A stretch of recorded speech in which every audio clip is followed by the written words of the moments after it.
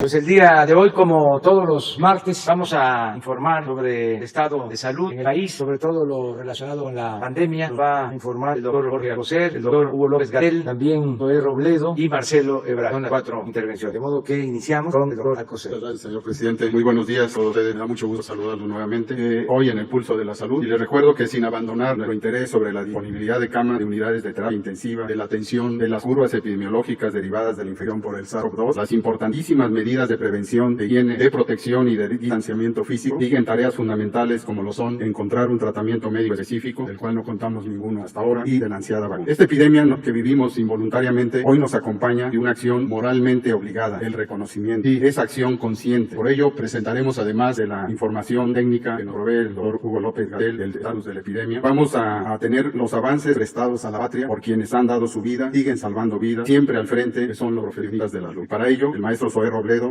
mostrará los avances que existen la ya anunciada condecoración Miguel Hidalgo. También, en el aspecto internacional, el canciller Ebrard nos informará el estado que guarda el COVID-19 en ese ámbito. Entonces, Hugo, por favor. Con su permiso, presidente. Un gusto, maestro, canciller, director. Muy buenos días, tengan todas y todos ustedes. Vamos a actualizar para la audiencia de la conferencia matutina la situación epidemiológica de COVID-19, la pandemia causada por el coronavirus SARS-CoV-2, con base en el informe que damos todas las tardes, el más reciente de ayer, lunes 10 de agosto. Vamos a comentar algunos aspectos de cómo está ocurriendo la epidemia y noticias positivas hemos estado comentando a lo largo de las últimas 2 semanas. Tenemos 72 días transcurridos desde que empezó este proceso de nueva normalidad. Aquí quisiéramos hacer un recordatorio para la población y para todo el país. Nueva normalidad ha significado ese tránsito donde tuvimos la Jornada Nacional de Sana Distancia desde el 23 de marzo y hasta el 30 de mayo, y a partir del 1 de junio pasamos a este proceso que denominamos nueva normalidad. Queremos recordarles que lo que implica ese proceso de nueva normalidad es un desconfinamiento gradual, ordenado y progresivo que ha sido cuidado con el uso de un semáforo de riesgo sanitario COVID, y este semáforo es un mecanismo de monitoreo sobre el riesgo de que exista una repunte o reemergencia o rebrote de la epidemia. A lo largo de estos 72 días, los gobiernos estatales han ejercido lo que es su responsabilidad por ley como autoridades sanitarias y han ido determinando cuáles son las actividades públicas que se pueden abrir, guiándose por el único semáforo de riesgo, que es un semáforo que dispone la Autoridad Sanitaria Federal, es decir, la Secretaría de Salud. La importancia de tener este semáforo es que tenemos un mismo método para evaluar la situación epidémica de COVID-19 en todo el país, de modo que las 32 entidades federativas pueden identificar cuál es la circunstancia que viven con respecto a la ocurrencia de nuevos casos, la ocurrencia de nuevas hospitalizaciones, el porcentaje de ocupación de los hospitales y la proporción de personas que, habiéndoseles tomado una muestra para diagnóstico por laboratorio, resultan positivas al virus SARS-CoV-2. Y estos 4 indicadores fueron cuidadosamente seleccionados para representar, por un lado, el acontecer de la epidemia y, por el otro lado, la capacidad de respuesta, que fundamentalmente ha estado centrada en 2 objetivos. El primero es que en todo momento tengamos una disminución o se mantenga reducida la frecuencia diaria de contagio y, por consiguiente, la frecuencia diaria de casos, de modo que nunca tengamos más casos de enfermedad que requieran hospitalización con respecto a la cantidad de camas disponibles para atenderles. Y recordar que cuando decimos cama no es simplemente la cama física, sino es toda la unidad operativa, incluye el equipo, por ejemplo, los ventiladores mecánicos y también el grupo humano que está listo para atender a la personal de salud. El segundo objetivo es expandir la capacidad hospitalaria, y esto lo hemos logrado mediante un proceso de reconversión hospitalaria en todo el país. Hemos apoyado los esfuerzos de las 32 entidades federativas, las instituciones nacionales de salud, el Instituto Mexicano del Seguro Social, el ICE, los servicios médicos de Pemex y también la contribución extremadamente valiosa de nuestras Fuerzas Armadas, tanto el Ejército como la Marina, que han ayudado a la reconversión hospitalaria, han dispuesto unidades de atención y han operado también algunas de estas unidades. Entonces, en general, en estos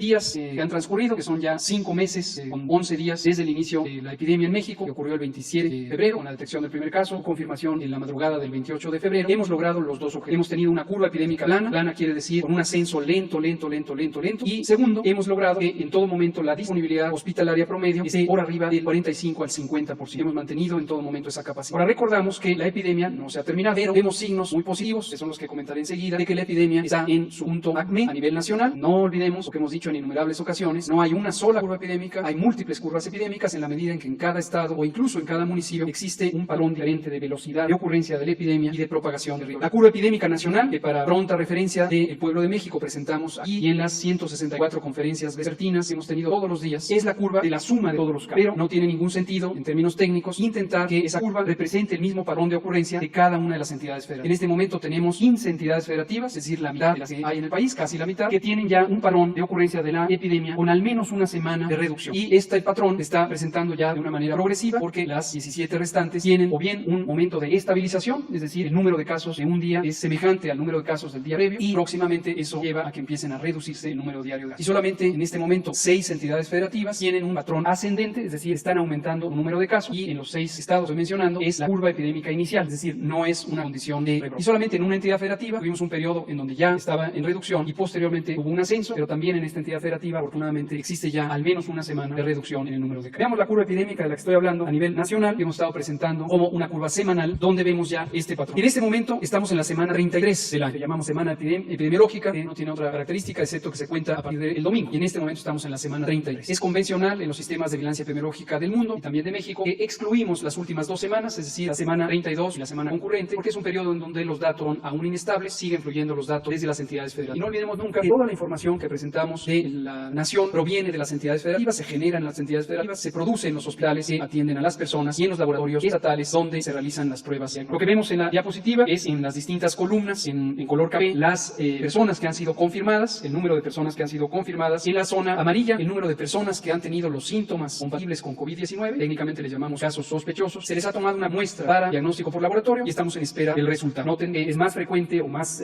amplia la proporción de personas en esa condición en las semanas recientes y progresivamente vuelve infrecuente en las semanas previas porque ya se tiene resultado. Y finalmente, en color morado, se ve el número de personas que cada semana han resultado descartadas. Se tomó una muestra, se hizo la prueba resultó negativa para el virus SARS-CoV. En conjunto se han estudiado 1.097.077 personas y han resultado en estos 3 conjuntos. 486.000 casi personas han resultado positivas, confirmadas, y se han descartado 532. Desafortunadamente, 53.000 personas han perdido la vida por el efecto directo del daño pulmonar o de otros daños orgánicos que causa COVID-19. Vean ustedes, entre la semana 27 y hasta la 31, tenemos primero que durante 4 semanas consecutivas se mantiene la cantidad de casos de cada semana semejante a la de la semana previa, y luego para la semana 31 hay ya una reducción. A lo largo de esta semana 33, esta altura de la columna en la semana 31 probablemente irá cambiando, subirá un poco, de modo que la reducción no será tan notoria como se ve en este momento por el proceso de incorporación de nuevo. Pero de acuerdo a la velocidad de cambio de la epidemia, estimamos que a final de cuentas se conservará, al menos en el peor escenario, como una situación igual que la semana 29, pero más probablemente como una reducción entre la semana 30 y la 30. Y por último, el porcentaje de positividad se ve en la línea color naranja, de acuerdo al lado derecho de la curva y de la gráfica, y vemos que también empieza a reducirse el porcentaje de muestras procesadas que resultan posibles. Hemos detectado que algunos segmentos de la sociedad confunden esta posibilidad con el número de pruebas realizadas. No tiene relación alguna. Es las pruebas que se realizaron, cuántas resultaron positivas o negativas. Veamos en la siguiente gráfica, donde tenemos la estimación de casos. Esto es una anticipación a los posibles resultados de la prueba, porque semana a semana sabemos qué porcentaje en cada entidad federativa, por consiguiente en el conjunto nacional, resultan posibles. Está aproximadamente en 46% promedio, y esto nos permite anticipar de aquellas personas que estamos esperando el resultado del laboratorio, lo multiplicamos por el porcentaje de positividad y sumamos esos casos anticipadamente para la estimación. Y vemos también que en la semana 30 hacia la 31 se redujo en 20% la frecuencia de los casos estimados. Asimismo, vemos que 8% de los casos de la epidemia de COVID han sido estimados, son de los últimos 15 días. Y recordemos que aunque es de interés público, tanto nacional como internacional, estar sumando los casos acumulados desde el día 1 de la epidemia, en términos de la ocurrencia de la epidemia, solamente estos 39.674 están activos. Todos los demás ya no son casos. Lamentablemente, quienes perdieron la vida ya no están con nosotros, y todos los demás que lograron sobrepasar la enfermedad están en este momento ya recuperados. Una proporción son las personas que tuvieron enfermedad grave, tardan varias semanas o incluso meses en recuperarse. Quien tuvo enfermedad leve, es cerca del 80% de las personas enfermas, ya no tiene síntoma alguno ni es contagioso. Por lo tanto, la epidemia, el tamaño real de la epidemia en México en este momento es de casi 40.000 casos. Es el tamaño de la epidemia existente en este momento en nuestro país. Vemos también en las siguientes 2 diapositivas la velocidad a la que está creciendo la epidemia. Como hemos dicho, no confundir el crecimiento de la epidemia con el aplanamiento de la curva. El aplanamiento de la curva es que hemos tenido una enfermedad, una epidemia lenta. Ese fue un objetivo técnico que se logró, pero obviamente crece la epidemia hasta llegar a su punto máximo, y ese punto será cuando tengamos un crecimiento cero. En este momento tenemos un crecimiento de 0.8 de un día hacia el siguiente en promedio. Y respecto a la mortalidad, hay un crecimiento semejante de 1%. Todavía aumenta el número de personas que desafortunadamente fallecen por COVID-19 en 1% con respecto a. Obviamente esto llegará a un punto máximo y entonces empezará a descender, serán números negativos porque los casos y defunciones de un día serán menores a los de. Terminamos con la ocupación hospitalaria, lo vemos en 2 gráficas ya conocidas por todos ustedes. En la primera, en color rojo, vemos el porcentaje de ocupación de las camas de hospitalización general que fueron destinadas para la atención de personas con infección respiratoria aguda grave, el síndrome clínico de COVID-19. Son 30.944 camas. Esto fue producto de la reconversión hospitalaria. Habíamos partido de cerca de 7.200 camas que estaban en disposición y tenemos 30.944. De ellas, 59% siguen disponibles y se distribuyen desde luego en distintas proporciones en las entidades federativas de acuerdo a la intensidad de ocurrencia epidémica en cada entidad federal. En este momento Nayarit tiene una disponibilidad de 25%, Nuevo León de 30%, Colima de 32% y así. En la última diapositiva lo que vemos es el mismo fenómeno, pero para las camas de terapia intensiva o reconvertidas a capacidades de terapia intensiva. Iniciamos con un número pequeño, 2.900 camas, que es lo que existía en el país, es lo que existía en el sistema de salud de México, pero las hemos ido expandiendo y tenemos 10.187. Esto es producto de la reconversión hospitalaria en todas las regiones de salud. De estas 10.187, 64% todavía están disponibles, y cuando lo vemos por entidad federativa, Colima es uno de los estados que en este momento tiene la mayor intensidad epidémica, están disponibles 32%, le sigue Nuevo León con 37%, Tabasco con 46%, la Ciudad de México con 54% y así progresiva. Termino comentando que, en resumen, es importante no perder de vista que la epidemia no se ha acabado, conocer las 5 medidas básicas de prevención. La más importante importante la sana distancia, y la sana distancia indica todavía que si usted no tiene una razón fundamental, esencial, indispensable para salir a casa, fuera de casa, no lo haga, quédese en casa todavía. Si usted tiene una actividad de suma importancia, tendrá que salir. Si sale, hágalo con precaución, conservando la sana distancia. En todo momento mantenga atención de estar a 2 metros o metro y medio de cualquier otra persona. Lávese las manos continuamente, preferentemente con agua y jabón. Es mejor que el alcohol gel. Si no hay agua y jabón, puede utilizar alcohol gel. Tercero, puede usar su cubrebocas. Y el cubrebocas, como hemos dicho desde febrero, es una medida auxiliar, complementaria, que sirve para evitar que los virus se propaguen de la vía respiratoria, nariz y boca de la persona infectada. No es, y es muy importante que lo sepan, una barrera de protección efectiva para la persona que pudiera recibir los virus. Entonces no hay que confiarse de que por tener cubrebocas estamos protegidas o protegidos de tener la infección. Pero si lo usamos de manera masiva, podemos tener que las personas que estén teniendo virus pudieran reducirse por tener el cubrebocas. También, si usted tiene un acceso de tos o estornudo, no utilice sus manos, utilice el ángulo del codo para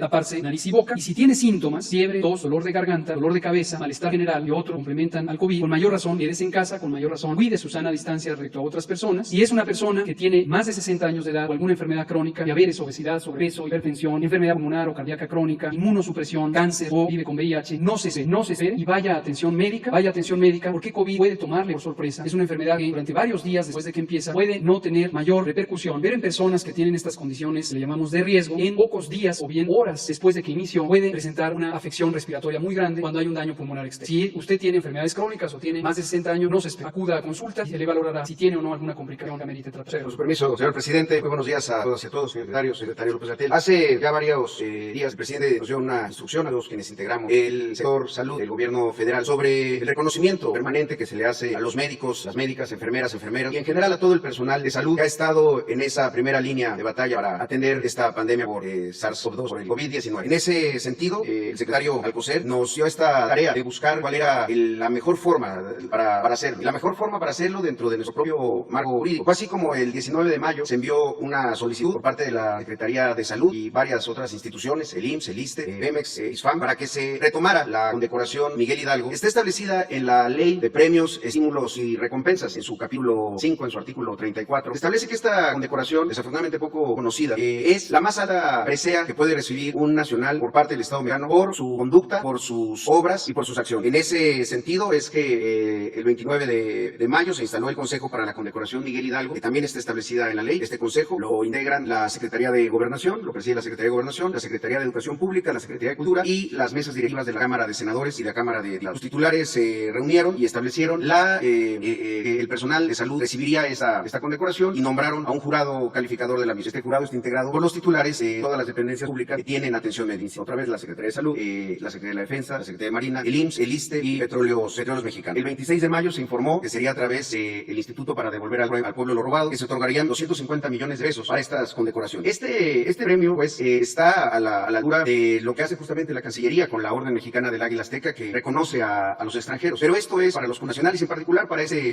personal de salud. Así fue como ha estado trabajando tanto por parte del Consejo como del jurado. En ese sentido se pueden pasar a la siguiente. Estableció que, como lo dice la propia ley, hay cuatro grados. El grado Collar, la más alta distinción por actos heroicos de difícil repetición. En ese sentido estableció el Consejo que serían 58 condecoraciones, un diploma y 100,000 pesos en numerario como reconocimiento. Esto dirigido a médicas, médicos y personal de enfermería está directamente en lo que conocemos como los equipos COVID, lo que decía ahora el doctor López-Gatell, equipos que están directamente vinculados a una cama de terapia intensiva, de cuidados intensivos, y están en contacto directo con los pacientes graves hospitalizados. En grado cruz, también para médicos y médicas de equipos COVID y también de los hospitales que están atendiendo la pandemia. Se trata de 500 condecoraciones, un diploma y un estímulo en efectivo de 50,000 pesos. Esto es por méritos eminentes, por conducta destacadamente ejemplar. Y para grado banda, para el resto también de personal de salud integra hospitales, camilleros, personal de seguridad muchas veces, personal que está vinculado a la operación de un hospital, aunque no necesariamente estén directamente con los pacientes. Lo mismo conductores de ambulancias que quienes están en un laboratorio o en las tomas de muestra y que tienen que han demostrado las conductas ejemplares. Y finalmente el grado black, que es para todo el personal de salud que ha combatido la pandemia directamente en los hospitales en donde lo han hecho. En ese sentido, el trabajo que se ha hecho es en la siguiente un desarrollo de una plataforma para que a partir de hoy, a la versión que fuera hoy 11 a las 11, se haga pública esta convocatoria, se puede ingresar a una página de internet en donde tanto el personal de salud como todo aquel que haya usado y se haya arreglado de esta enfermedad pueda ingresar y ser quienes postulen. Es decir, la postulación es abierta para las personas que han estado en los hospitales o para quienes están trabajando en los hospitales. Ellos tienen un pulso y han tenido la experiencia de quiénes de sus compañeros o quiénes del personal que los atendió tuvo este nivel heroico en su conducta. Desde luego que todo el personal ha sido una pandemia larga y ha demostrado un gran compromiso, pero estamos buscando justo esos actos de heroísmo, de patriotismo, de enorme entrega y vocación de servicio. En ese sentido, la siguiente, por favor. por favor. Se estableció esta convocatoria y estará en esta página que es condecoracionmiguelhidalgo.com.mx. Asimismo, de la mano con la Coordinación de Comunicación Social de Presidencia, se produjo un promocional para dar a conocer la convocatoria e invitar a todas y todos a que ingresen y que reconozca a esas personas que vieron ahí cerca, que salvaron la vida de muchos mexicanas y migrantes. Entonces, no sé si estuviera el video o la página del video. Entrega, valor, humanismo, profesionalismo. Por su dedicación y servicio, el personal de salud de la Nación será distinguido con la condecoración Miguel Hidalgo, la más alta presea que concede el Estado mexicano. Condecoración Miguel Hidalgo. Un dato adicional que omití decir que es algo importante, está en la presentación, nos la pueden poner esa última lámina, es el Consejo de la Premiación hizo una convocatoria entre artistas mexicanos porque el reglamento de esa ley está derogado desde hace muchos años, entonces estableció un nuevo diseño para esta condecoración. Y la artista que obtuvo más votos sobre el Consejo de Premiación fue Carmen Tapia, y es originaria de Tasco, con una gran tradición de orfebre y de manejo de batería. Hizo este diseño, pueden ver aquí, es el boceto, está inspirada en el escudo de la Junta de Zitácuaro, procura del Congreso de Chilpancingo de 1813, donde se determinó la abolición de la esclavitud. Eso fue impulsado desde luego por la padre de la patria, por Miguel Hidalgo, el 6 de diciembre de 1810. Ella estará encargada y es a partir de ahora el diseño de esta condecoración Miguel Hidalgo. Tiene todos los elementos del heraldo, la cruz, la estrella y demás.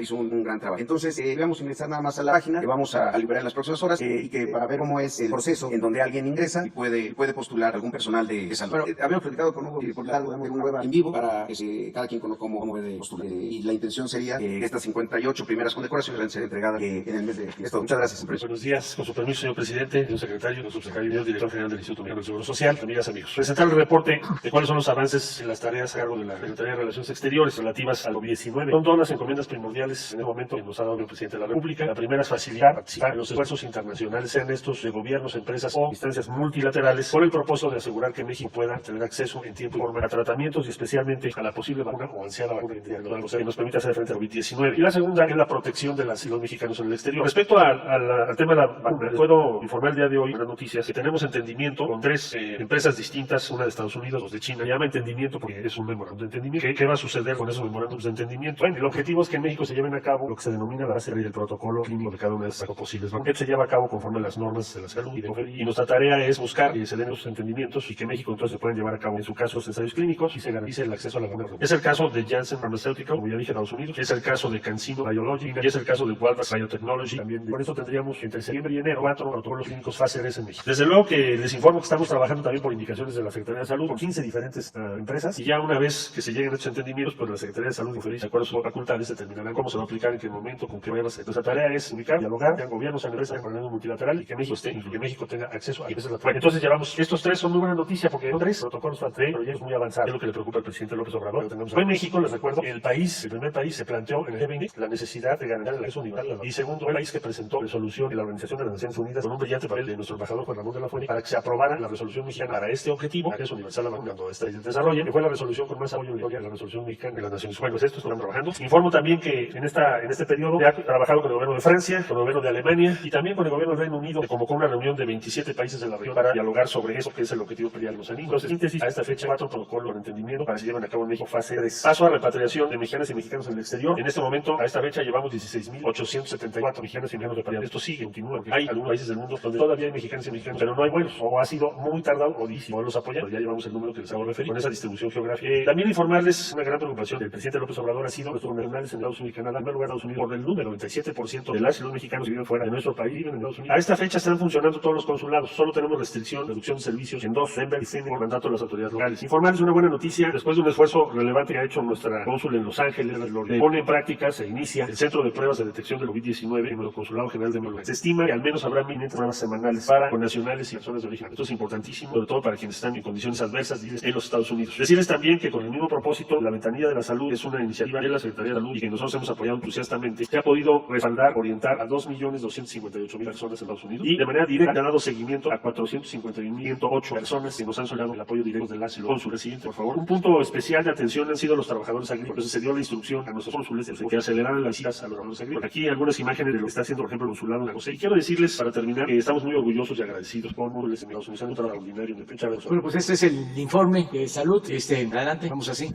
Muy buenos días, presidente. Antes de entrar de lleno al tema de las preguntas, quiero hacerle pues un pequeño reconocimiento a la Fiscalía, porque el 10 de septiembre del año pasado nosotros denunciamos lo que fue la adquisición de la renta de las patrullas en el gobierno de la Ciudad de México, y ya se le giró orden de aprehensión a 19 exfuncionarios. Uno de ellos es el ex secretario de Seguridad Ciudadana de la Ciudad de México, Jesús Horta, y 18 funcionarios más. Los expedientes completos yo los entregué a la Unidad de Inteligencia Financiera y los entregué también a la Fiscalía, y le traigo una copia para usted para que tenga conocimiento de cómo operaba esa red de corrupción dentro del gobierno de la Ciudad de México, que quería incrustar, pero era de gobiernos anteriores. Esto sería la primera parte. La segunda parte, presidente, en Contrapeso Digital hemos hecho una búsqueda exhaustiva del antiguo avión presidencial denominado Benito Juárez. Es un modelo de avión Boeing 757 con un valor estimado para la época de adquisición de 7,067 millones de pesos. Estoy hablando de los viejos pesos. Tiene todavía una vida útil de aproximadamente 12 años. En Contrapeso Digital solicitamos información al INAI, a Banobras, a la Sedena, y su respuesta es que no hay información del antiguo avión presidencial. Presidente, mi pregunta es, ¿nos podrían informar en dónde se encuentra este avión y por qué ninguna de las instituciones antes mencionadas dicen que no lo localizan? Porque también con la venta de ese avión se puede ir para más hospitales, y la verdad es que desapareció. Y le traigo las pruebas de lo que solicitamos nosotros. No sé si ustedes nos puedan informar dónde está el antiguo avión presidencial, presidente. Y ahorita le hago la segunda pregunta. Bueno, pues vamos a investigar. ¿Es el anterior avión presidencial? Nosotros solicitamos la información en el INAI, solicitamos la información en la, con lo que es Banobras y al Ejército, bueno, a la Sedena, y la Sedena nos respondió que ellos no lo tienen bajo resguardo, Banobras no lo tiene en su inventario, y el INAI no sabe en dónde está. Entonces le traigo las pruebas correspondientes. Mi segunda pregunta, presidente, es... En este caso, hay que verlo con Jesús, porque ahora que fuimos al hangar presidencial a ver el nuevo, estaba también otro avión, puede ser ese, también un jet grande. Es un 757. Entonces, hoy mismo. Sí, de todos modos, yo le voy a entregar las pruebas correspondientes porque nos dicen que no hay. Presidente, mi segunda pregunta es también un tema de investigación. En agosto del 2015 despojaron de un terreno a la UNAM de aproximadamente 23,000 metros en Perisur a través de un notario que fue mencionado en el juicio de Joaquín Guzmán Loera. Su nombre es Héctor Morales Lechuga. Este notario hizo escrituras apócrifas y por complicidades del líder del sindicato de la UNAM y funcionarios capitalinos de esa época lograron despojar a la UNAM de ese terreno que tiene un valor aproximadamente de 500 millones de pesos. Presidente, la Consejería Jurídica dictaminó las escrituras como apócrifas. Mi pregunta, presidente, es, ¿se le puede apoyar a la UNAM para que se le devuelva este terreno? Y si me permite, también le traigo las escrituras, las apócrifas y las originales que le entregó el OBICE a la UNAM para que la pueda cotejar y ahí le pueda apoyar a la UNAM porque lo despojaron del terreno. Nos dejas la información y le vamos a pedir también a la Consejería Jurídica que atienda eso. Gracias, presidente. Señor secretario de Salud, señor secretario de Relaciones Exteriores, Hugo López-Gatell, buenos días, compañeros presentes. Presidente, le voy a hacer dos planteamientos. Con respecto a los partidos políticos, sé que me va a decir que está usted en stand-by porque ahora unge como presidente constitucional de este país, él lo eligió el pasado 1 de julio del 2018. Sin embargo, presidente, dentro del grupo Morena, algunos integrantes, así como de otros integrantes de partidos del PRI, del PAN y del PRD, pareciera que trabajan en contra de la 4T al impulsar la creación del Consejo Fiscal, que tiene como objetivo quitarle todas las atribuciones al Ejecutivo para decidir sobre el destino del gasto y así cuadrar la agenda social y la agenda de infraestructura de su gobierno. ¿Qué opina sobre ese Consejo Fiscal que se está cocinando en la Cámara de Diputados o que se está cocinando al interior de estos partidos y por supuesto también dentro de Morena? ¿Qué opinión le merece este es un madruguer en contra del gobierno que usted encabeza y por supuesto de los no tengo información sobre este tema, sobre este asunto, y no creo que le puedan usurpar funciones el Ejecutivo. Está muy claro, nosotros presentamos el presupuesto, la Cámara de Diputados tiene como facultad principal la autorización del presupuesto, la aprobación del presupuesto. No puede haber ningún otro órgano que se decida sobre cómo ejecutar el presupuesto. Eso corresponde al gobierno federal, en particular al Poder Ejecutivo. No hay nada que se indique que nos quieran limitar con el manejo del presupuesto. No hay indicios, no tengo información sobre ese. Lo que hemos venido haciendo, incluso de acuerdo a la ley, es presentar nuestro proyecto de presupuesto. Ahora va a presentar el día 6 de septiembre, con mucha anticipación, el presupuesto para el año próximo, el anteproyecto, y en la Cámara que revisa, que discute y en su caso se aprueba, para que nosotros lo ejecutemos. El presupuesto para este año venidero, sobre todo que ahora tenemos el problema de la pandemia y otros problemas que se han venido. Sí, estamos trabajando sobre eso, estamos definiendo con mucha precisión, a detalle, sobre lo básico, lo prioritario. ¿Y qué es lo prioritario? Pues todo aquello que vaya dirigido, que vaya destinado a mejorar la situación económica, social de la gente, del pueblo. Entonces, hay programas prioritarios, por ejemplo, el de adultos mayores. Ese va a contar con su presupuesto, suceda lo que suceda, y se va a incluir un incremento por inflación. El programa Niñas, Niños con Discapacidad va a aumentar, va a llegar a 1 millón de beneficiarios. El programa de becas aumenta porque crece la matrícula y va a ser de alrededor de 12 millones. Esos programas, salud tiene prioridad. Puedo informarle al pueblo de México que en el caso de que tengamos que comprar las vacunas, hay presupuesto. Estamos ya estimando el costo de dosis. Hay en estas investigaciones, están llevando a cabo, hay empresas, y esto lo celebramos, que al poner la vacuna al servicio de la gente, están diciendo que no va a tener propósitos de lucro, es decir, que no van a cobrar. Las empresas, hay cuando menos una, esto nos lo ha informado el secretario de Relaciones Exteriores, que van a hacer los gastos mínimos, pero que no va a tener propósitos de lucro. Pero aún comprándolo, el gobierno de México tendría los fondos suficientes. Si se cuestan mucho las dosis, tenemos una reserva hasta de 100,000 millones. Si es un costo moderado, hasta 50,000. Y es un costo bajo, hasta 25,000 millones. Porque tenemos finanzas públicas sanas. Y lo más importante es la salud. Entonces, eso iría contemplado en el presupuesto. No tendrían problema. Además, como aquí lo mencionó el secretario de Relaciones, Marcelo Ebrard, México tiene una consideración especial porque fuimos los primeros en proponer que se socializara, que se pusiera al alcance de todos los países, de todos los pueblos, la vacuna, que no se acabaran medicamentos, que no se acabaran las vacunas. Hay una resolución en la ONU a propuesta de México en ese sentido. Entonces nosotros pensamos que vamos a ser atendidos de manera especial. Además, ya como aquí lo informó Marcelo, está participando con las empresas, están haciendo las investigaciones para tener la vacuna. En el caso del presupuesto, ya se está preparando para el año próximo, pero decir primero que vamos a terminar sin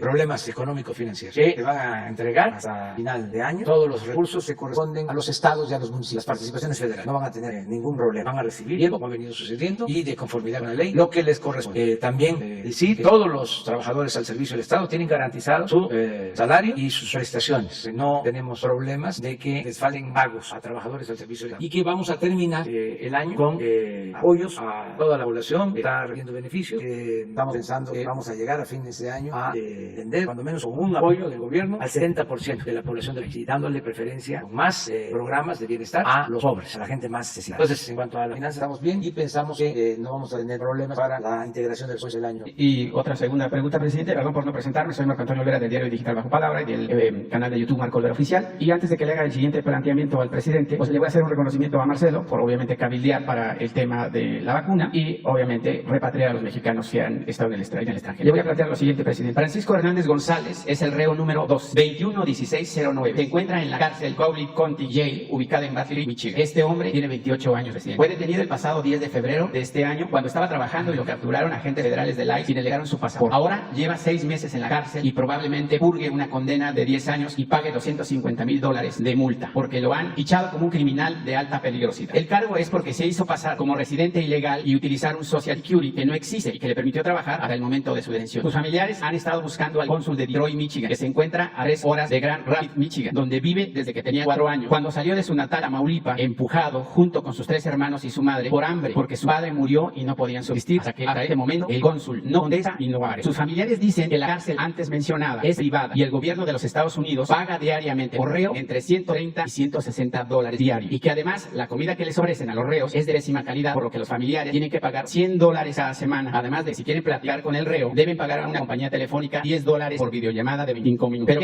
Pero lo puede solicitar un familiar que tenga ID, es decir, que sea residente o que esté legalmente en los Estados Unidos. Presidente, el gobierno de los Estados Unidos, junto con los dueños de las cárceles, hacen de los mexicanos una mercancía humana. Lo que le dice a esos mexicanos, presidente, que nos mandan millones de dólares en remesas. Es de suma importancia, presidente, que los más de 180 consulados y embajadas de México alrededor del mundo deban ponerse a trabajar en beneficio de los paisanos, porque como usted dice, las escaleras se barren de arriba para abajo. Pero si me permite, presidente, agregarle algo a su frase, con todo el respeto, yo diría que las escaleras se barren de arriba a abajo. Sí, y sin duda, pero la basura se pone en el bote. ¿Cómo hacer que los cónsules y los embajadores de México en el exterior ofrezcan resultados eficaces a los mexicanos que dejaron su tierra, sus aldeas, sus pueblos, empujados por el hambre y la miseria que sembraron los gobiernos del PRI y el PAN durante casi 40 años del neoliberalismo? Presidente, los migrantes, y como hijo de un migrante que soy, a ellos, los migrantes, también se les debe ofrecer disculpas, como hace unos días usted ofreció a nuestros hermanos ya en Sonora, porque a los 35 millones de mexicanos que viven en Estados Unidos y otros alrededor del mundo, los hemos expulsado de su tierra y su familia. ¿Qué les puede decir a este hombre que está en la cárcel y que el cónsul de Michigan prácticamente pues tiene oídos sordos? Bueno, nosotros tenemos el compromiso de apoyar a nuestros paisanos, lo estamos haciendo. Son héroes, dientes, porque como lo has dicho, tuvieron que abandonar el país para buscar algo que mitigue su hambre, su pobreza, lo hicieron por necesidad y ahora nos están ayudando mucho. Ahora que más los necesitamos es cuando más nos están ayudando, porque es cuando más apoyo están enviando a sus familiares. Y esas remesas son una bendición. Este año, a pesar de la crisis, de la pandemia, a pesar de COVID, todo apunta a que se va a tener una cantidad en remesas del orden de $40,000 millones. Un reto. Entonces, realizando todo nuestro respeto, nuestra admiración admiración, nuestro apoyo, nuestra solidaridad. Acerca de lo que está planteando, en particular, tendría que Marcelo explicara qué se está haciendo, cómo va a anular, cómo se rodea a los migrantes y cómo cada vez vamos a ser más eficientes, más atentos, más cuidadosos para darle protección a los migrantes. Presidente, una o varias de las peticiones de los migrantes, porque tengo contacto con ellos, no solamente de un estado, sino varios. Y en 2 ocasiones usted dio instrucciones que me recibiera la Cancillería y hasta este momento nunca ha pasado nada. Lo único que quiero es transmitirles lo que viven los mexicanos en el extranjero. Son 35 millones, unos se fueron chicos, otros ya grandes y otros nacieron allá. Lo que ellos piden es que se reduzca el costo de los trámites que se ofrecen en los consulados y que también se evite la gran burocracia que sigue ejerciendo los cónsules y embajadores. Yo entiendo que tienen reglas para atender a la gente, pero a veces ni siquiera les contestan el teléfono y los ven como apestados, presidente. Cuando estos hombres y mujeres están sosteniendo y lo han demostrado que en estos 5 meses de pandemia nunca habíamos tenido un alto índice de ingresos de remesas y nosotros pareciera que no existen, que no están. Y yo creo que es tiempo de que ellos tengan una voz por parte de usted para allá para que los atiendan. Y también están pidiendo la cuestión médica. El canciller sabe perfectamente, yo creo que todos sabemos, que los servicios médicos en Estados Unidos y en otras partes del mundo son sumamente caros. A veces ellos no tienen ni siquiera para accesar a esos servicios médicos porque además tienen en contra el tema de que son irregulares en tierra ajena. Pues vamos a seguir nosotros apoyando. El hecho de que tú estés haciendo esta denuncia, defensa de migrantes es muy importante, es un avance, porque antes no se escuchaban los reclamos, las demandas del pueblo y en este caso de los migrantes. Ahora nos están viendo, están escuchando muchos, lo que estás haciendo ayuda, porque en la diplomacia, embajadores, cónsules, están atentos a la nueva forma de hacer política. Esto es parte de la transformación. Entonces, todos saben de que lo más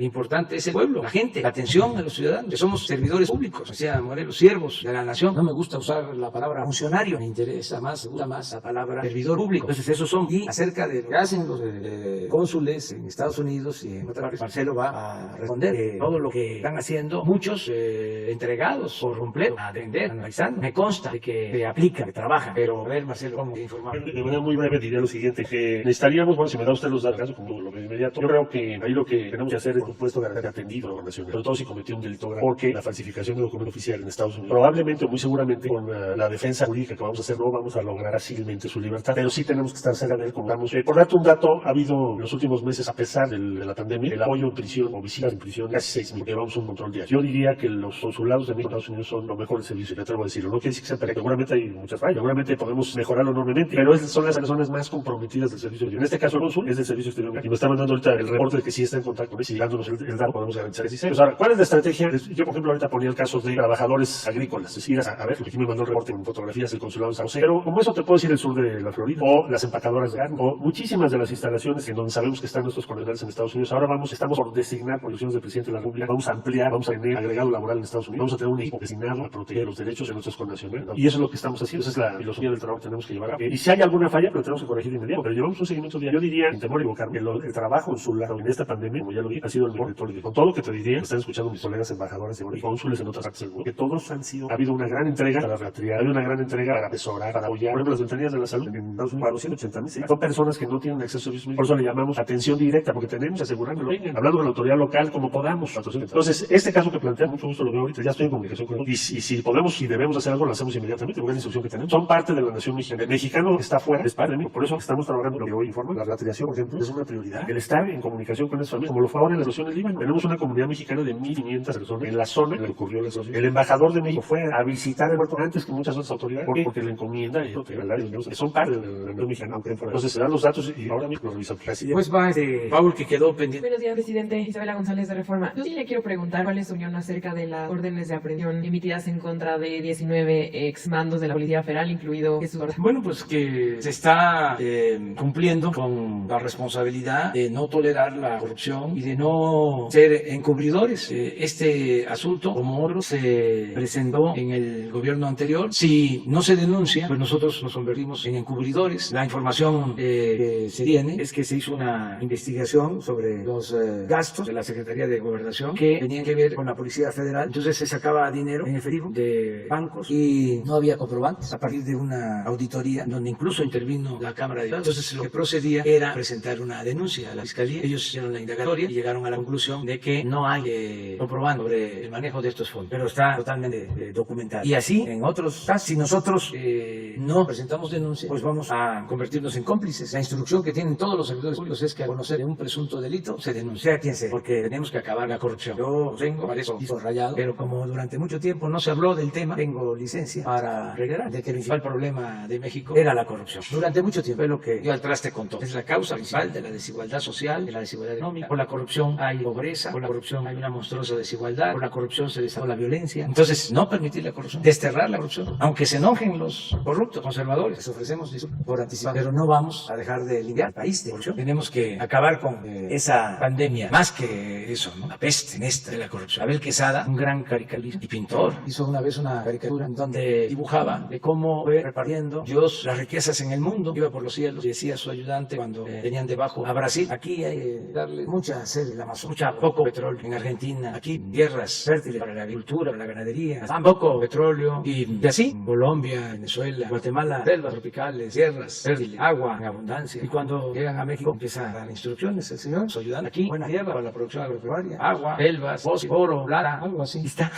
petróleo, gas, y que le dijo su ayudante al señor: oiga, se le está pasando la mano, estamos dando mucho a este país, no te preocupes, también le vamos a dar ya no lo voy a mencionar. Y eso es lo que ha pasado. O sea, un país tan rico en recursos naturales que vive la paradoja, la contradicción de ser un país rico con pueblo pobre. ¿Y por qué? ¿Es por culpa del pueblo? Si nuestro pueblo es trabajador, es de los pueblos más trabajadores del mundo, es porque no tenemos recursos naturales. Hay en el mundo alrededor de 20 países nada más de los 200 que tienen petróleo, y México es afortunado en ese sentido y tenemos de todo. Entonces, ¿por qué el atraso de México? ¿Cuál es la explicación de que haya tanta pobreza? La corrupción que ha imperado. Eso es lo que más ha dañado a nuestro país, sin duda. Entonces tenemos que limpiar la corrupción. Solo con eso ya podríamos sentirnos aquí, desterramos la corrupción. No es fácil porque fueron creando intereses, se fueron acostumbrando a vivir al amparo del público. El gobierno estaba convertido en un comité al servicio de una minoría. No era un gobierno del pueblo, era un gobierno para el saqueo, la corrupción. Entonces tenemos que seguir limpiando, denunciando todo esto que hacemos, que haya transparencia, que si hay indicios de corrupción, no hablo del pasado, de este gobierno, que haya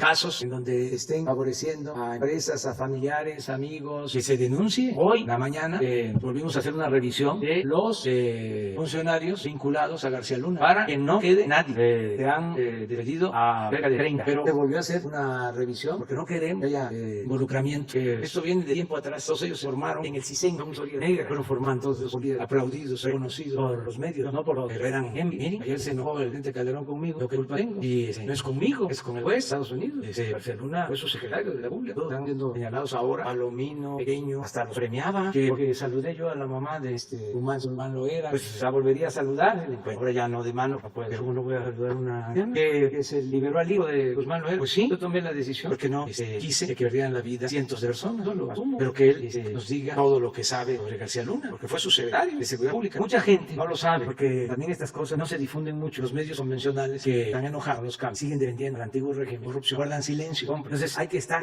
recordando, hay que estar informando, repitiendo. Dicen que buenos escritores no se deben de repetir, pero los dirigentes sí tenemos que repetir y repetir. Es una labor de concientización, es una labor educativa, pedagógica. Hay noticias que se transmiten y pensamos que todos se enteraron. Yo les puedo garantizar que esa noticia de la aprehensión de García Luna en Estados Unidos, su juicio, no se conoce en México más que en la mitad de la población. Y si se hace una encuesta, se van a convencer. El fenómeno de la comunicación es bastante. A veces hay noticias muy fuertes y piensa uno que ya se enteró todo el mundo. No, es complicado que haya acción general. Por eso es importante siempre salir en estos temas, porque ayuda a informar para que cada vez se sepa más sobre eso. Si le preguntamos a la gente, ¿sabes quién es García Luna? A lo mejor la mitad no va a saber. ¿Sabías que fue secretario de Seguridad Pública? ¿Sabes que ese señor García Luna fue secretario de Seguridad Pública en el sexenio de Felipe Calderón? Está siendo juzgado en Estados Unidos porque se le acusa de haber recibido sobornos. Pero a lo mejor la palabra soborno no se entiende bien. Moches, tampoco. Él habla de pueblo, hay disimodismo. Lo que más se entiende es mordida. Y más general es resumido. Bájala, no, es súbela para que te entiendan. Si no, pues los que comprenden lo que estás escribiendo, hay que utilizar el buen castellano, evitar los tecnicismos, hablar rísimo, decir que se bien será caché, la palabra arrugada. Bueno, pues resulta que al señor García Luna, de la seguridad durante el gobierno de Calderón, se le acusa en Estados Unidos de estar de haber recibido mordidas, dinero para darle protección al grupo, al cartel de Guzmán Loera. Él los protegía y a cambio de esa protección le daban dinero. Entonces se le acusa de que desde el gobierno se perseguía a otras bandas mientras se protegía a la de Guzmán Loera. También en ese entonces se permitió que en secreto le introdujeran armas de Estados Unidos, supuestamente porque así esas armas marcadas, se llaman sensores, se iba a saber quiénes iban a usar esas armas y así se les iba a detener. Imagínense hacer eso a espaldas del pueblo, sin que se supiera, en la clandestinidad, acuerdo del gobierno de Estados Unidos con el gobierno de México. Resulta que entraron las armas y así como García Luna, todo el gobierno estaba infiltrado, por eso se habla de un narcoestado. Ese acuerdo se hizo con la Procuraduría y empezó a filtrar la información y claro que fracasó, porque como se dice coloquialmente, hubo pitazos, para decirlo con más claridad, gobernaba el narco. La autoridad autoridad estaba al servicio del narco. Entonces era algo muy grave. Esto no ha pasado en ningún lugar del mundo en los últimos tiempos. Y sin embargo, aquí todavía hay defensores de estas personas. En cualquier otro país del mundo se hubiese convertido en un escándalo. Esas series se hacen de televisión. Imagínense cuando iba a pensar que en esas series donde salen los jefes de la policía bien vestidos, con alhajas, muchachas guapas, fuese la realidad o se quedara corta esa escena para lo que sucedía. Eso por el lado de García Luna. Ahora nos vamos con el lado de Lozoya. Ese es otro. Entonces ofrezco disculpa a los observadores si se enojan. Además les diría, ¿qué quieren? ¿Que yo me quede callado? Y les recomendaría que se serenen. Esperen, a ver, va a terminar el juicio García Luna. ¿En qué va a terminar el juicio de Lozoya? Y el que nada debe, nada teme. Y Calderón no tuvo nada que ver si García Luna actuaba por su cuenta. Y en 6 años no se dio por enterado de lo que hacía García Luna. Pues ¿qué se va a preocupar? De estar tranquilo. Pero que no me eche la culpa a mí. Por así que como diría el clásico. ¿Y yo por qué? Bueno.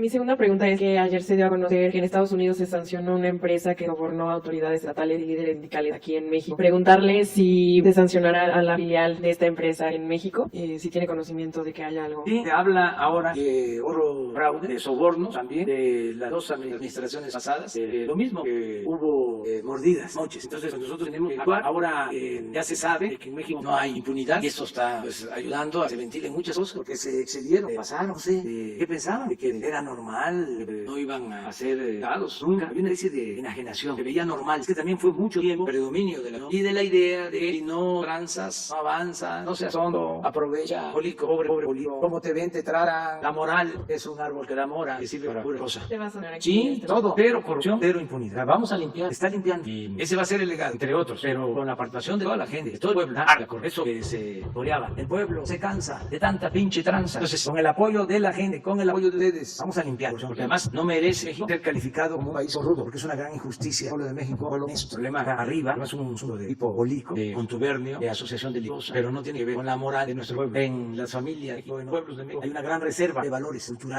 Y eso fue ofensivo, aquello de la corrupción era parte de la cultura del pueblo de México. Pero ese pensamiento existe. Lo que pasa es que también hay mucha hipocresía. Entonces no lo dicen, pero sí lo piensan. Entonces tenemos que seguir haciendo conciencia para que se termine la corrupción. En ese tema de la corrupción, perdóneme, último tema. ¿Qué controles está aplicando la administración de usted para evitar colusiones entre empresas? Porque también ayer la COFESE reveló que impuso multas a un cártel de empresas que vendieron estudios de laboratorio y bancos de sangre a sobreprecio al IMSS y al INS. En todos los casos actúa la Secretaría de la Pública. Ayer tuve una reunión con el gabinete. Nos tratamos algunos y les decía yo que teníamos que cuidar al gobierno de no caer en lo que sucedió con García Luna y cuidar al gobierno de no caer en lo que sucedió con Lozoya. Y que lo único que podría afirmarnos es que se dieran casos de corrupción. Eso sería una gran decepción, una traición al pueblo. Y se darían gusto los conservadores. Entonces les planteé que además de principios, de ideales, políticamente teníamos que cuidar que ningún funcionario se involucrara en actos de corrupción. Es tarea de la función pública, pero les dije que era tarea de todos, estar pendientes. Si se veía a un funcionario en malos pasos, ¿qué es un funcionario que anda en malos? ¿Cómo se deja? Fácil, empiezan a cambiar de estilo de vida, que cambian de casa. ¿Cómo lo hacían?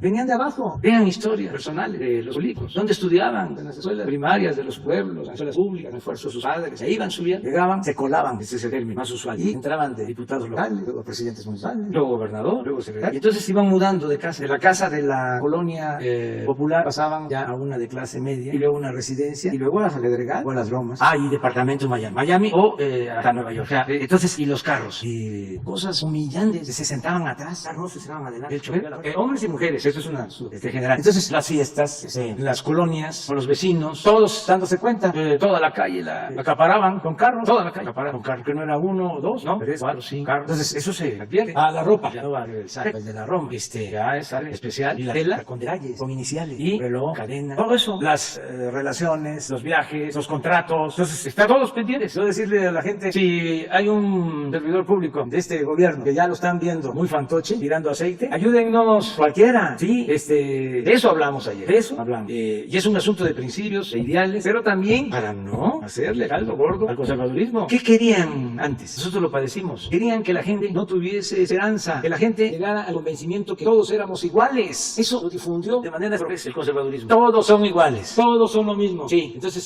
tuve que decir varias veces y que me podían decir peje, pero yo no era lagarto, para que se entendiera de que no todos somos iguales, pero sí querían para que la gente no participara. Luego inventaron lo de la sociedad civil, luego crearon lo de los independientes, descalificando a los partidos, luego llamando a no votar, apostando a que no se podía transformar por la vía pacífica, que nunca íbamos a poder llevar a cabo un cambio verdadero. Y esto, tanto las derechas como la extrema izquierda, porque los extremos se tocan, lo acabamos de ver con movimientos feministas, de repente aparecieron feministas y conservadores, pero lo que querían era a Gerardo Sandoro. Y así, pues, estamos padeciendo diario. Ese hombre, ¿sí?, es cliente, sí, en los medios de comunicación, reportajes, ya no voy a mencionar de qué televisoras, pero en radio, en televisión, dos articulizas, pero con todo. Y si va a dormir tranquilo con tantos fallecidos, cosas de ese tipo, sí. Pero pues ahora sí, nuestro tribunal es al mismo tiempo nuestra conciencia. ¿Cómo vemos en nuestra conciencia? Si consideramos que estamos haciendo bien las cosas, adelante. Buenos días, presidente, secretario, canciller, subsecretario, director. Buenos días. Paul Velázquez, desde Los Mochis, ni uno más, ni un corrupto más sin gobierno. Tocarle el tema de salud. El pasado presidente, 5 de mayo y 2 de julio, le puse la situación de los médicos residentes expulsados injustamente. Como usted lo prometió, doctor Alcocer, en una reunión dijo que haría justicia conforme a los médicos residentes. Poco a poco se está logrando con el respaldo del presidente, del subsecretario Gatel y del doctor Esbarch. Agradecerle al titular Luis Antonio Ramírez del ISSSTE, ya ha integrado a 2 de ellos y estamos en análisis final para que incorpore al doctor Oviedo cardiotorácico. Estamos seguros que esta semana lo vamos a lograr. Esta justicia a los médicos residentes no tiene precedentes residentes. En este caso, el doctor neurocirujano Omar Gómez, en agradecimiento, le obsequia una herramienta básica en sus cirugías. Se la dejaré aquí con el segundo tema, el segundo punto. Doctor Alcocer, el pasado martes 17 de marzo yo le comentaba la importancia de que la Secretaría de Salud creara un programa de acompañamiento para las familias y cuidadores donde se tiene un derechohabiente con alguna discapacidad, síndrome de Down, autismo, como en los países del primer mundo. Usted reconoció la importancia del mismo y prometió llevarlo a cabo. Ese mismo día recibimos muchos mensajes de madres de familia y cuidadores donde expresaban que por primera vez en su vida veían un secretario de salud que los tomaba en cuenta y los sentían humanos. Entendemos que la pandemia cambió todo el orden a seguir, pero voy a utilizar sus propias palabras de ese día y recordarle que eso es materia pendiente para la Secretaría y del Secretario. No lo hemos mandado extraordinario, pero la tiene pendiente. Lleva así el tercer punto, que es una propuesta y un análisis actual de la norma oficial mexicana sobre la donación de sangre. En agosto de 2011 nació en Sinaloa el IGEM, Institución de Asistencia Privada, dedicada a crear cultura de donación de sangre. Hemos esperado 9 años para ser escuchados. Diputados federales, senadores nos han negado esta oportunidad. En México se buscan héroes sin cara ni poderes especiales, héroes que con solo extender su brazo y depositar vida en un banco de sangre salven vidas. El 14 de junio es el Día Mundial del Donante de Sangre en conmemoración al natalicio de Carl Steiner, descubridor y clasificador del liposanguíneo. Décadas de rezago en formar una cultura de donación de sangre por parte del gobierno mexicano. Una norma que nació en 1985 en plena pandemia del VIH, una pequeña actualización en 2012 que no la hizo funcional. Más problemas de logística en la operatividad de los bancos de sangre han desalentado la donación en México. Ese es el error de gaja al día de hoy. La propuesta para reformar una norma oficial mexicana, la número 253 SSA 1-2012, en 4 puntos principales. El cuestionario: eliminarlo o en su defecto reducirlo y actualizarlo, pues minimiza, criminaliza y discrimina a los posibles donantes. Se meten sus referencias sexuales, hábitos sexuales e imagen y apariencia personal. El tema del tatuaje en hombres y mujeres. Las damas que están tratadas de labios o cejas y pestañas son descartadas de forma inmediata. El segundo punto es el equipamiento. Dejar de ser los manuales para automatizarlo o en su defecto semi-automatizarlo. Necesitamos máquinas centrífugas, crioprecipitadoras o laváreas para poder obtener plaquetas, plasma, glóbulos rojos, albumina humana y dejar de depender de farmacéuticas internacionales. Mejores insumos en coagulantes que permitan aumentar de 28 días la vida útil de la sangre a 60 o más. El tercer punto, el tiempo que lleva a cabo en una donación de sangre es desalentador. De 4 a 6 horas tiene que permanecerle el donante. ¿Por qué? Aquí no esté familiarizado, una vez para el libro del cuestionario, pero tiene una pequeña muestra, la cual debe ser analizada para tener un nivel de hemoglobina. El problema es que las máquinas están obsoletas o a veces no las tienen los mismos bancos de sangre y corren con esas muestras a otro hospital para obtener y tomar decisiones si van a sangrar, obtener la unidad de sangre del paciente y se pierde un día laboral, lo que debería de ser como en Estados Unidos, cerca de 45 minutos a 55, que es el tiempo de ellos. El cuarto punto, tal vez uno de los más importantes, erradicar el mercado negro. México tiene un mercado negro. Mercado negro significa que toda aportación que haya pertenece al mercado negro. En Estados Unidos, quien es un país que por lo general se encuentra en conflictos bélicos, la donación altruista equivale al 90% de sus unidades. La donación altruista significa levantarse un día, no he donado en 4, 5, 6 meses, presentarse en un banco de sangre y retirar. En México solamente se logra el 2% de donación altruismo. Lo demás siempre es una coacción emocional, laboral o económica. El simple hecho de llegar y pedirle para un familiar ya es coacción. A veces es decir, el patrón nos mandó, o a veces una remuneración económica o un regalo. Actualmente los donantes deben mentir para poder donar. Deben ocultar su padre, decir que no tienen parejas sexuales, cosas así. Una reforma urgente, secretario, más por humanidad, es por humanidad, más que por necesidad. Para todos, la sangre no se fabrica, no se extrae de mina, no se puede comprar en una farmacia, la sangre se dona. Secretario, por favor, ojalá respalde una necesidad que no sabemos por qué, que nos han cerrado las puertas y que todos lo sufrimos día a día. Señor presidente, en principio quiero agradecer lo bien estructurado que son sus 4 preguntas. Son 4 temas importantes. El primero, que nos llevó tiempo porque se atendió en los residentes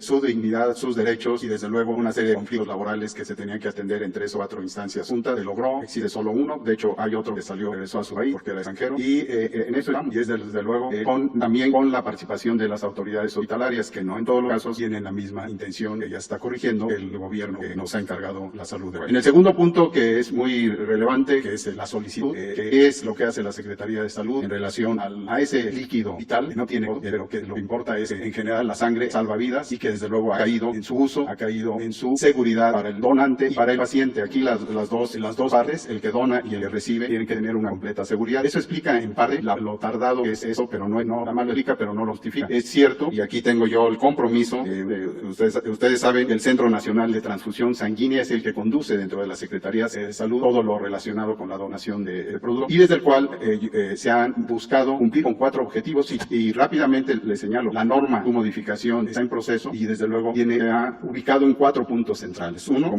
cómo se selecciona a los donantes. Hubo un tiempo, y todavía está vigente, y principalmente fuera de las grandes ciudades, donde no se hace la donación como debe ser, altruista, sino obligada. Y eso, desde luego, tiene una connotación también de tipo legal. El segundo es cómo te detectan en esos productos que se van a sacar y que desde luego se van a utilizar, no solo en la transfusión, que es lo más general, sino como ya señaló, las fracciones de eso, y que es una riqueza biológica, y que se está viendo ahora como aquellos han superado el COVID, que son inmunes, se utiliza, se pide, se solicita, y se pide bioéticamente, ahí es una palabra en la ética, de que se le permita al donar ese producto que tiene anticuerpos, y que se está haciendo con protocolos. En su momento, dicho protocolo también tiene una situación de consenso para lograrlo. Y ahí se detectan infecciones. Yo traía, ya no hay tiempo, pero traía presente cómo en 1984 empezó con el HIV, un camino que si no se hubiera podido detener en todo el mundo de la infección, de que la parte central de esa infección venía no solo por la situación de comunicación sexual, sino centralmente era por hongos que tenían sangre duros y gente sin saber, todavía hay gente que no sabe que tiene el virus, y puede ser podría ser la vía de transmisión, y en la realidad ese es un caso de éxito en México, y